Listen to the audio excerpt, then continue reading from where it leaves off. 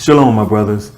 I just wanted to share something that the Most High gave me to set me free from self-condemnation. Recently, one of my good friends was very discouraged because he's overweight and he can't seem to stick with a dietary plan or a workout regimen. And actually, you know how we get as men, we start talking to ourselves in a negative way that, man, you really ain't a man because you can't stick to this. You will never look this way because you have a fetish for donuts and you just lack discipline. And my friend was he was literally tearing himself down in front of me.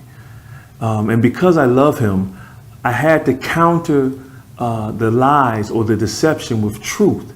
And I told him, I said, my brother, a lack of discipline is not your problem, but a lack of desire is. He stopped and looked at me. He says, man, I never looked at it that way. And so I asked my friend, I said, let me ask you a question. I said, what if you went to your doctor for a checkup and he told you that, hey, my man, if you don't start eating right and working out, as soon as you leave this office, you're going to die in the morning. My friend looked at me. He said, man, without a question, I would start working out and eating correctly as soon as I leave that office. And I looked at him, I say, that wasn't discipline, that was a desire. I love the way Yahushua puts it. He says, if you love me, you will keep my commandments.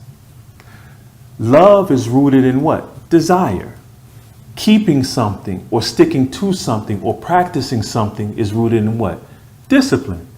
So always remember, it's the root, the principle you will always want to seek. So instead of condemning yourself, take time out to identify the emotion that's stopping you from taking care of yourself. It's not discipline, it's the desire that leads us astray. And that's what our word teaches us as well. Our desires is what gives birth to sin.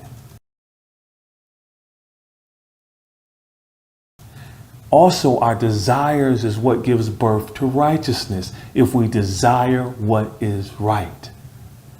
Like the Most High told Cain when he was about to kill Abel, he says, sin is crouching at your doorstep, but you must master it. But Cain's desire didn't align with righteousness because all he had to do was change his attitude and submit or present his best offerings to the Most High. And he didn't, and we all know what happened after that. So again, I just want to take a moment to encourage you all, to let you know, stop beating yourselves up, my brothers. The world does a great job at that already. Love yourselves. Find the beauty in the struggle. And understand it's not discipline. Take time out, meditate. Take the time out to do that so that you can, so that those emotions and feelings will stop killing your desire to do whatever it is you need to do to not only live, but to be successful in life and to be successful, more importantly, for Christ.